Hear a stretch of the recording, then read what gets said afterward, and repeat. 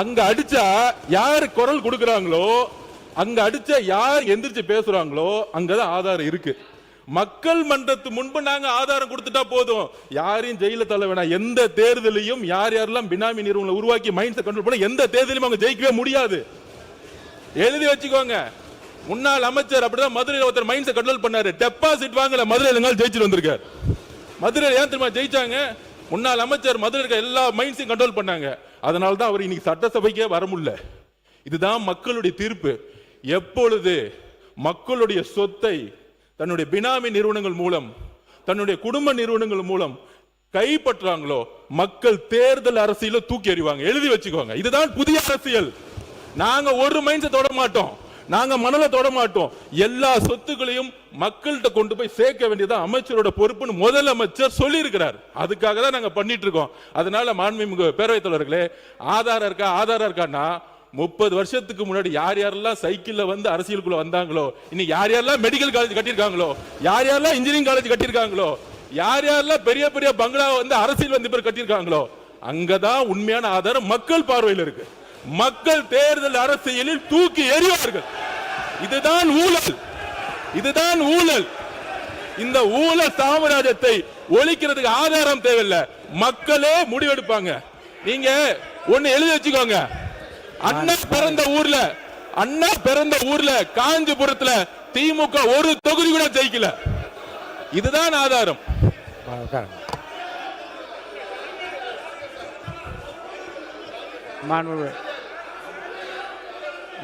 அம்பேத்குமார் நீங்க பேசுங்க. அம்பேத்குமார் நீங்க பேசும்போது பேசிருங்க. உட்காருங்க. மாண்புமிகு அம்பேத்குமார் அவர்கள்.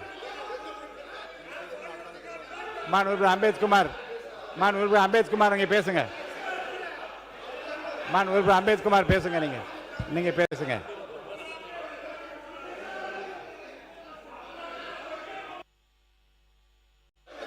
அம்பேத்குமார் அவர்கள்.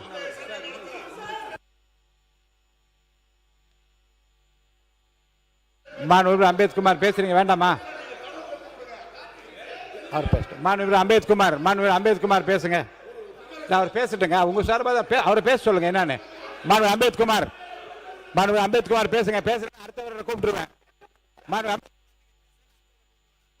பேசுங்க. அம்பேத்குமார் நீங்க பேச ஆரம்பிக்கலன்னு அடுத்தவரை கூப்பிட்டுருவேன். பேச அனுமதி இல்லை. நீங்க பேசுங்க.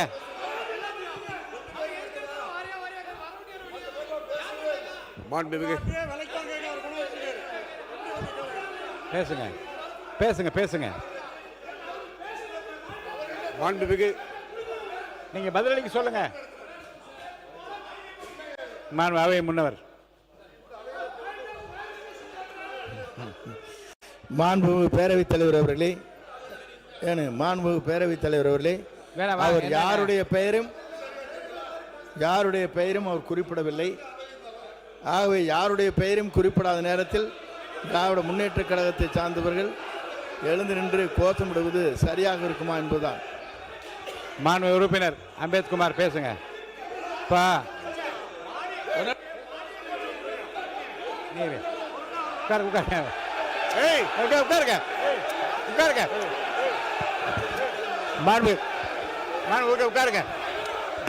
உட்காருங்க. தம்பி உட்காருங்க. நான் பேச உட்காருங்க. மாண்புமிகு உறுப்பினர் உட்காருங்க. நான் பேசுறேன். உட்காருங்க. இடத்துல உட்காருங்க. நீங்க உட்காருங்க.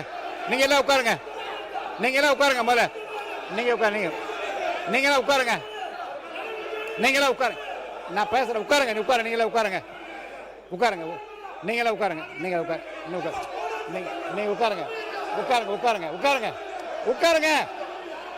உட்காருங்க. முதல்ல உட்காருங்க. யாரா ஒருத்தர் உட்காருங்க. உட்காருங்க. நீங்க மட்டும் பேசுங்க. உட்காருங்க. உறுப்பினர் எதிர்கட்சி கொறடா ஏவா வேலு அவர்கள் மட்டும் பேச அனுமதிக்கிறேன். பேசுங்க. உட்காருங்க.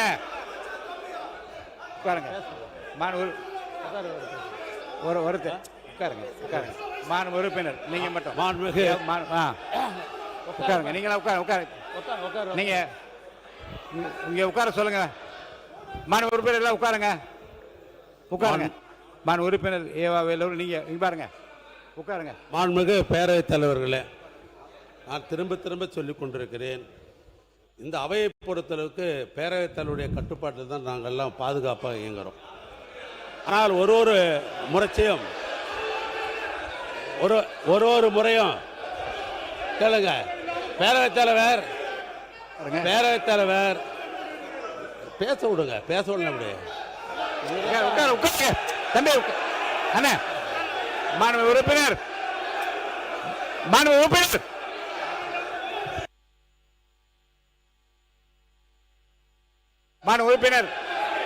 அமைச்சர் பெருமக்கள் கொஞ்சம் கண்ட்ரோல் பண்ணி எல்லாரும் உட்கார வைங்க. உட்காருங்க, எல்லாம் உட்காருங்க. மாண்பு அமைச்சர் உட்காருங்க.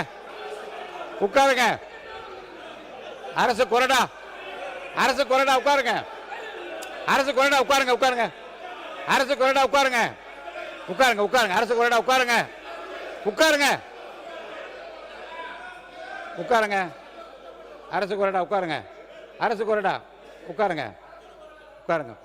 இருங்க.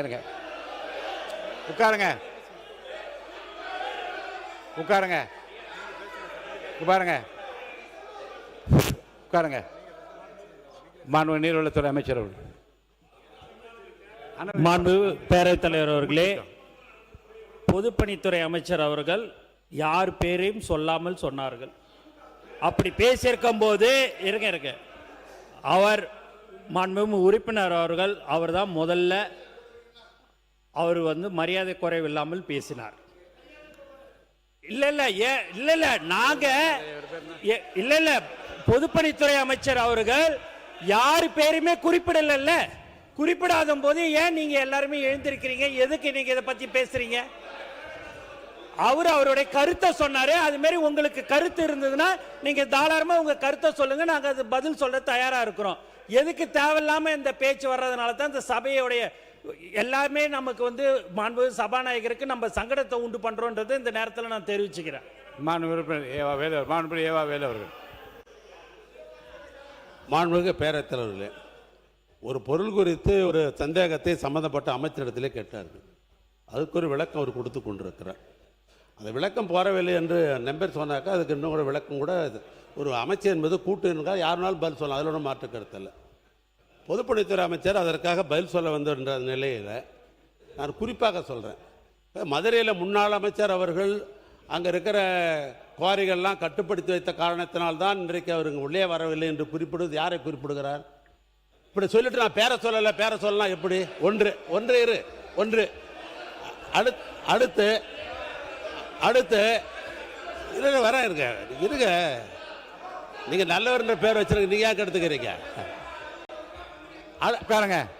அடுத்து அமைச்சர் பெருமக்கள் இவங்களை கண்ட்ரோல் பண்ணுங்க. உட்கார சொல்லுங்க. அடுத்து மாண்புமிகு பேரவைத் தலைவர் யாராவது இந்த பகுதியில் இருப்பவர்கள் யாராவது குறிப்பிட்ட அமைச்சர்கள் மீது நேரடியாக குற்றச்சாட்டு சொல்ல அவங்க சொல்லலாம். நாங்கள் யாரும் அது குற்றச்சாட்டை சொல்ல நேரடியாக நான் யார் பேரையும் சொல்லலைன்னு சொல்லிட்டு பங்களா கட்டி இருக்கிறார்கள், பொறியியல் கல்லூரி வைத்திருக்கிறார்கள், காலேஜ் வைத்திருக்கிறார்கள், குவாரி வைத்திருக்காருன்னு எப்படி சொல்லலாம்? யார் வச்சிருந்தான்னு சொல்லணுமா இல்லையா? யார் வச்சிருக்காருன்னு பட்டி போனோமா இல்லையா? ஒன்று நான் கேட்கறது, சம்பந்தப்பட்ட துறை பற்றி பேசிக்கிட்டு இருக்கிற பொழுது பல்வேறு வகையில் பொதுக்கூட்டம் மாதிரி எப்போ பார்த்தாலும் பொதுக்கூட்டம் பேசுறீங்க. நாங்கள் பொதுக்கூட்டம் பேசல. பொதுக்கூட்டம் போல நீங்கள் தான் பல்வேறு ஆதாரம் இல்லாத குற்றச்சாட்டு சொல்லுகிற பொழுது பேரவைத் தலைவரிடத்தில் ஆதாரத்தை காட்டணும் சொல்றது என்ன தவறு? ஆதாரம் கொடு என்று சொல்ற காரணத்தில் நான் பேசுகிறேன் என்று 19 பேசுவது எந்த விதத்தில் நியாயம்?